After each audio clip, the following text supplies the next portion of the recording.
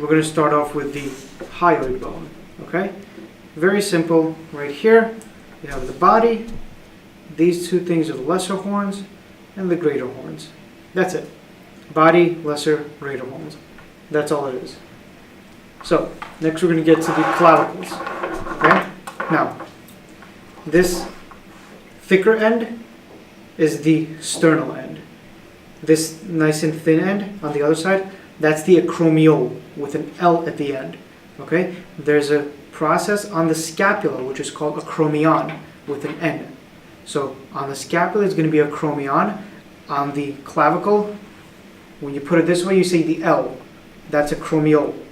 Okay? So acromiole, sternal end, and then you have the conoid tubercle right there.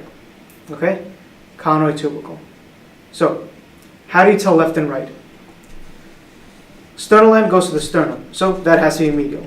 So it's either, and this has to be, of course, lateral. So it's either like this, or like this, or like this, or like that. Now, this has to go, the conoid tubercle has to be facing down. So sternum here, acromiole here, conoid tubercle is facing down. But now it could still be like this, or like this. Now, you see this bigger arch on the bottom, right here? That has to be facing you. Or if you're looking at the clavicle itself, see this is kind of pointing out. This pointing out has to be pointing away from you. So, when I put it on me, this bigger arch goes to me, and this points out. So, for me, this is a right clavicle. Okay? Looking at the other one, acromiole right here, sternal end, conoid tubercle, putting it down, putting it right here, acromiole has to be pointing out, and now this is a left clavicle. Okay? So, right and left, conoid tubercle has to be facing down, acromiole has to be kind of pointing towards the front, even though this is the way it sits on you, so it technically points laterally, but that's how it's simpler, that's how it's easy to understand. This bigger arch is facing towards you, and the acromiole is pointing out. Okay? Before we continue, it's important to understand, we started that with the mandible. On the mandible, we have the coronoid process. Here, we have the conoid tubercles. We're going to have the coracoid processes, and the coronoid process, and coronoid fossa. It's going to get confusing. You need to have a little cheat sheet for yourself. Write them all down on an index card. Make sure you write conoid tubercle is on the clavicle. Okay? Coronoid process, it's on the mandible. Okay? Make a little cheat sheet so you know what's on what, because they're going to get confusing. Okay? So, that's it for the clavicle. Let's continue. Next, we're going to get to the scapula. Okay? This is the scapula. This smooth surface is the subscapularis. Okay? That has to be facing anterior. So, this is the only bone where it's difficult to put it on yourself. I always recommend putting all the bones like they're on you. Okay? Then you know what's left, what's right, what's forward, what's back. If you're doing it the opposite way, like a person is facing you, everything is opposite. It's difficult like that. This one, you can't put it on you because it's difficult. You can't see. So imagine there's a person in front of you facing away from you. Okay? Put yourself in front of you. Now, this is the scapula. This is the person's back right here. This is the scapula. This area, this busy end, cannot be medial. This has to be lateral. So the scapula, one has to be right here, and the other one would have to be right here. This is the medial portion. This is the lateral portion. Okay? The scapula is not so difficult. There's 3 sets of 3 things. We have 3 sets of borders, 3 sets of fossas, and 3 sets of angles. So, simply right here, superior border, medial border, lateral border. Okay? So that's 1. Superior, medial, lateral border. We got 1 set down. Okay? Then we have subscapular fossa. Again, that has to be anterior. Okay? If we go to the posterior side, we have the supraspinous fossa and infraspinous fossa. Right here, that's the spine of the scapula. Okay? Spine and scapula goes on to the acromion. You remember on the clavicle it was acromiole. I told you to remember that. So this is the acromion. On the clavicle it was acromion. It was acromiole. So the acromion on the scapula has a spine. On top of it is the supraspinous fossa, infraspinous fossa, and in the front we have the subscapular fossa. So that's three that's three fossas. So we have borders, fossas. Now we need to do angles. Superior angle, inferior angle, and right here it's difficult to tell. That right there, around this area, would be your lateral angle. Okay? Inferior, superior, lateral angle would be in this area. Okay? So those three sets of three are done.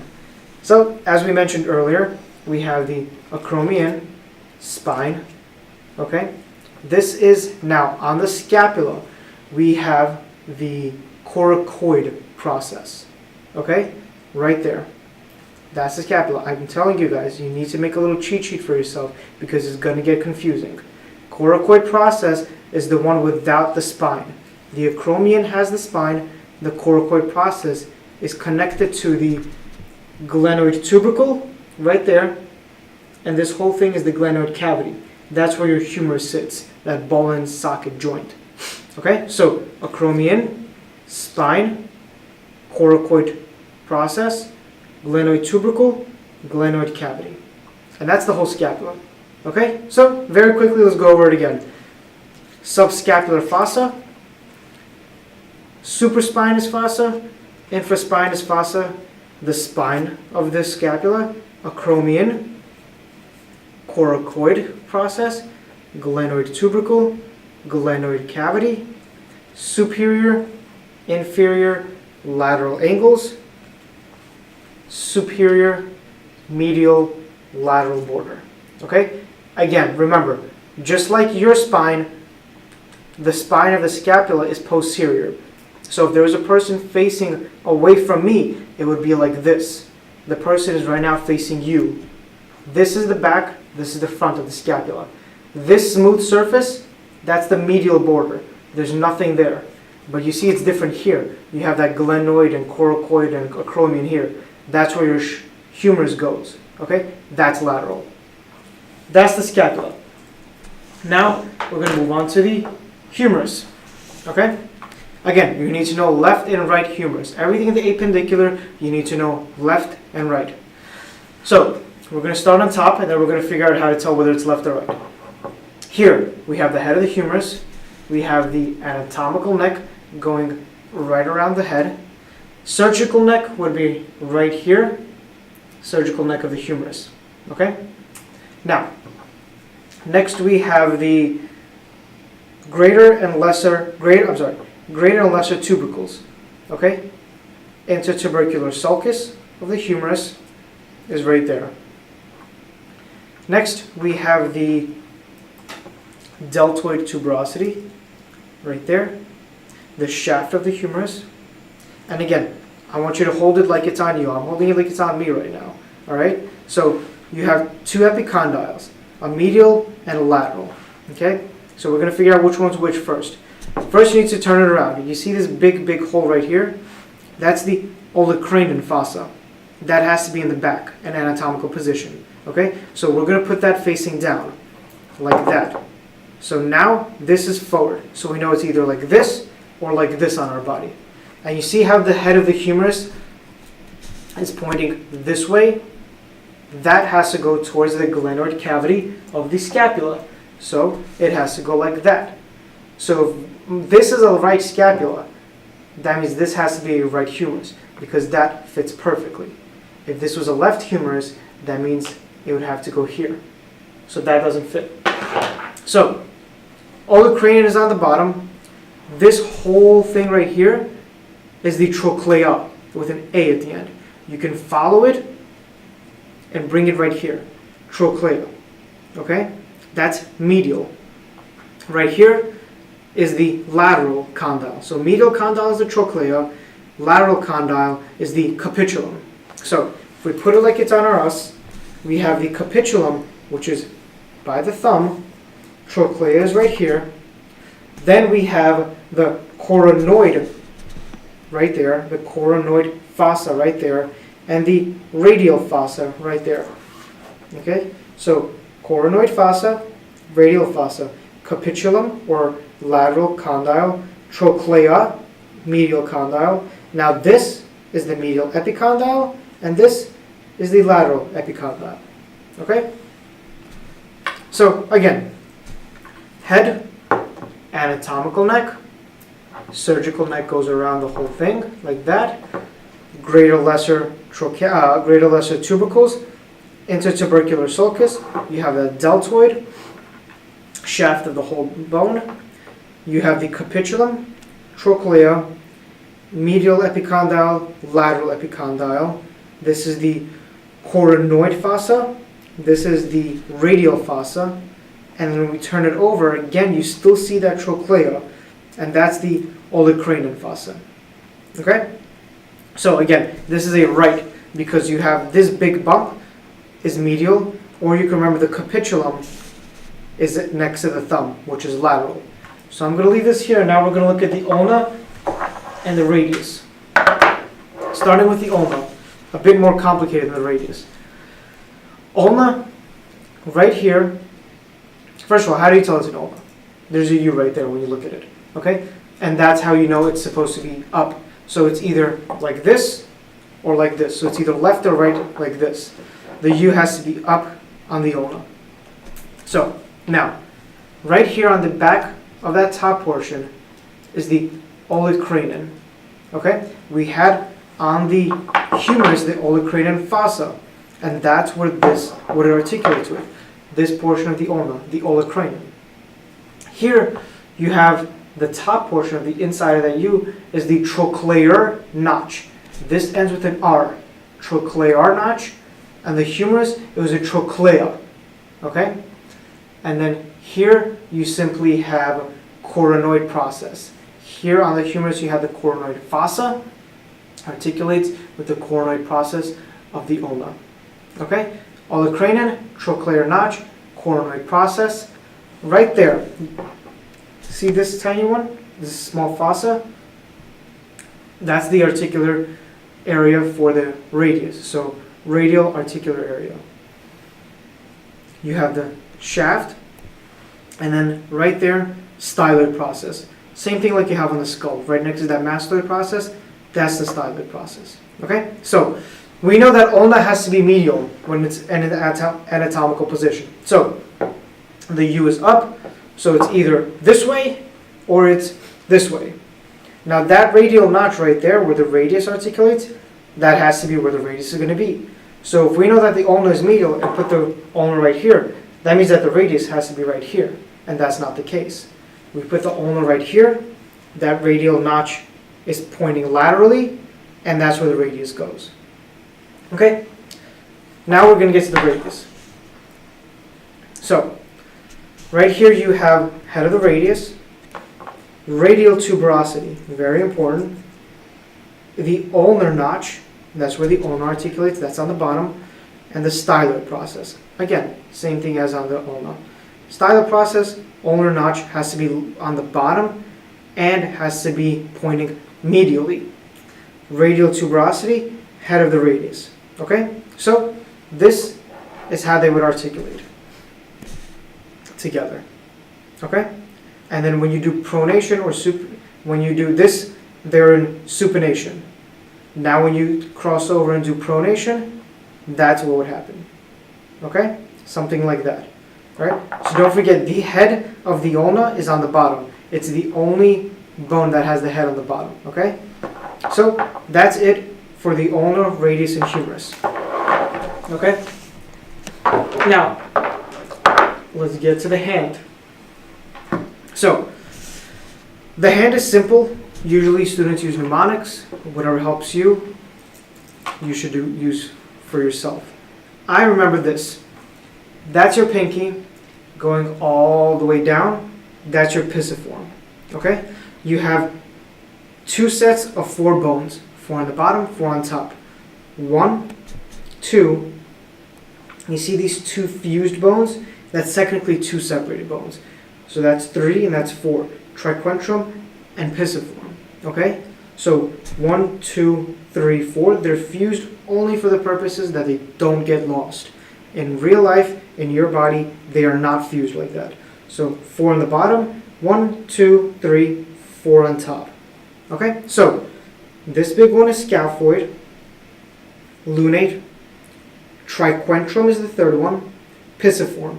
So the bottom portion, the bottom layer, scaphoid, lunate, triquentrum, pisiform. Again, remember, from the picking going all the way down is pisiform. Okay? Scaphoid, lunate, triquentrum, pisiform. Now, by the thumb is trapezium. Trapezium is right here on top. Trapezium, then trapezoid, then capitate, and then this large one is hamid. Okay? So, trapezium is by the thumb, trapezoid, capitate, hamid. So we have scaphoid, lunate, triquentrum, pisiform, trapezium, trapezoid, capitate, and hamid. And that's all the carpals. Okay? That's your wrist. Then you have the metacarpals right here. Starting from the thumb, going to the pinky, 1, 2, 3, 4, 5. And then you have the phalanges. So, 3 phalanges for each of the fingers, except for each of the digits, except for thumb. Thumb only has, the pollex only has 2 phalanges. So 1, 2, 3, 1, 2, 3, so on and so forth. And this one only has 2. That's metacarpal. All of these are metacarpals. So on one hand, you have 14 phalanges. 4 here, 4 times 3, 12, plus 2 for the thumb, 14. That's that.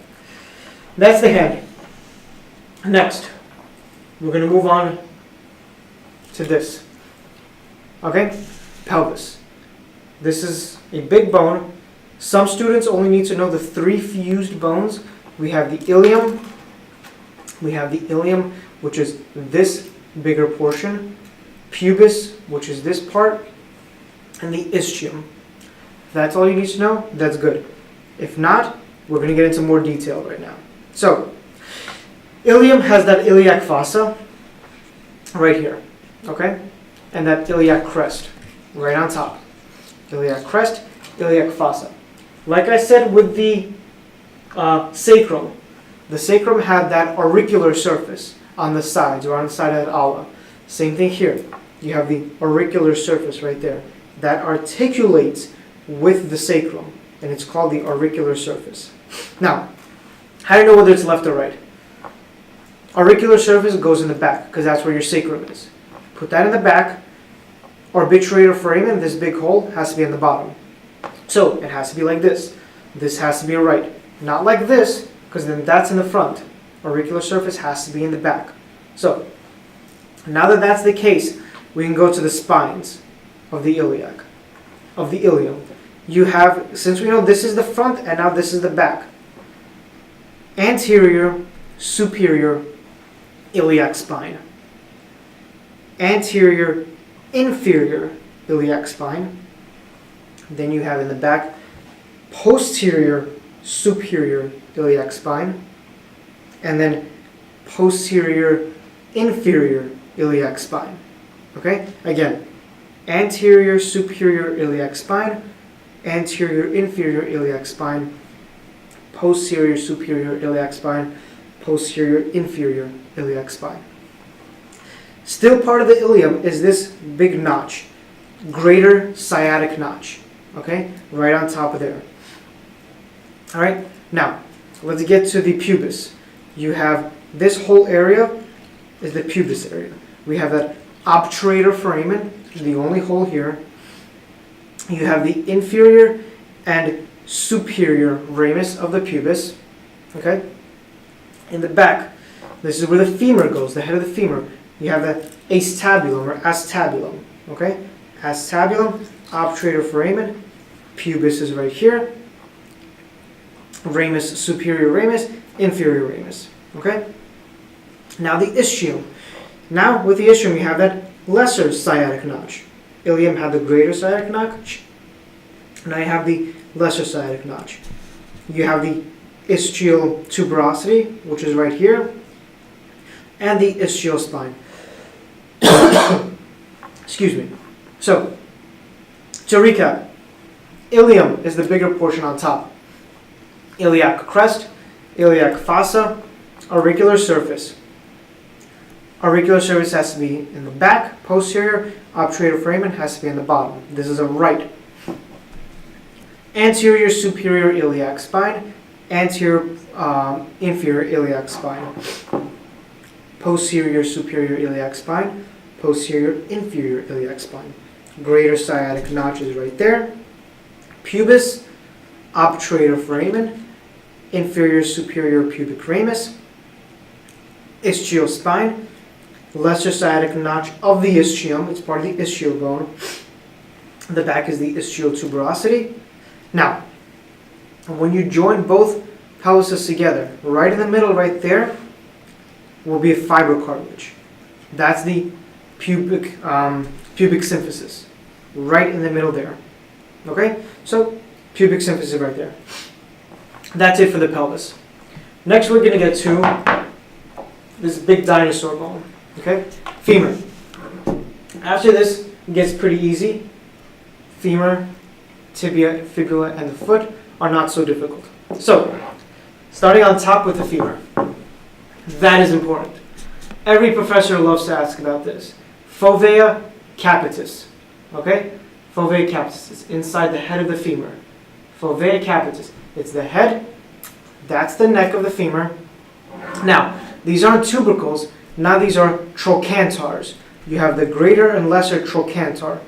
Intertrochanteric crest is in the back. In the front, you have the intertrochanteric line, which would be, like that. Okay? Intertrochanteric line, greater or lesser trochantar, intertrochanteric crest. Head, neck of the femur, again, fovea capitis. Now, we have linea aspera. You have the whole shaft. This right here is the patellar surface. Now, femur is pretty easy to tell whether it's left or right. This obviously has to go medial. That goes into the pelvis, like we said just now. That's how you do abduction. Adduction, flexion, extension of the hip, okay? Or you can move your actual body instead of your foot. So that's how it goes. That has to be medial. This surface right here, smooth surface right there, that's the patellar surface, okay? And that is where the patella goes, so that has to be anterior. So patellar surface in the front, head of the femur is in medial, this is a right femur, okay? So back to here, you have the medial lateral condyles, which makes up the patellar surface, and then simply the medial lateral epicondyles. Turning it over here, again, we have this one is medial, this one is lateral because we turned it over. And in between, those are the condyles. In between, intercondylar fossa. And that's it. So, we did head, fovea capitis, greater, lesser trochantar, intertrochanteric crest, intertrochanteric line, linea aspera, shaft is the whole thing, patellar surface, then you have medial condyle, lateral condyle, medial lateral epicondyle, intercondylar eminence. That's it for the femur. And now we have tibia, fibula left, and the foot. Fibula is easy. We don't need to know left and right. All you need to know is what's the head, what's the lateral malleolus. And this is simple. Take it like this, go all the way down, and go all the way down here. You see how you have a bigger portion left here than you do here? That smaller portion is the head. That bigger portion, that's the lateral malleolus. Okay? So, it goes like this. This has to be on the lateral side and down, and this has to be up, because that's the head of the femur. That's the head of the fibula. That's all you need to know for the fibula. Okay? So that somewhat flatter portion of the fibula is the lateral malleolus. Now, tibia. Very simple. That's the medial malleolus for the tibia. So this side is medial. Medial condyle, lateral condyle, intercondylar eminence, tibial tuberosity, and then that's the again, medial malleolus right there. And that's it for the tibia. And again, medial malleolus, the tibia itself is supposed to be medial on the body, so this is a right tibia. Okay? Now, we're going to get to quickly the patella. Patella, you have the apex on the bottom, the base on the top. This surface where there's no really division is the front. And then when you get back, you have these two fossas, lateral and medial fossa. This lateral one is the bigger one, okay? So this bigger one is supposed to be lateral. So when you put it on yourself, this is the side that's lateral, so this has to be a right. Okay? That's it for that. And now, to end everything off, we have the foot.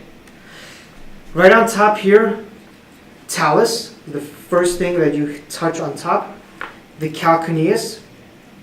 Right here is the navicular, the cuboidal is right there.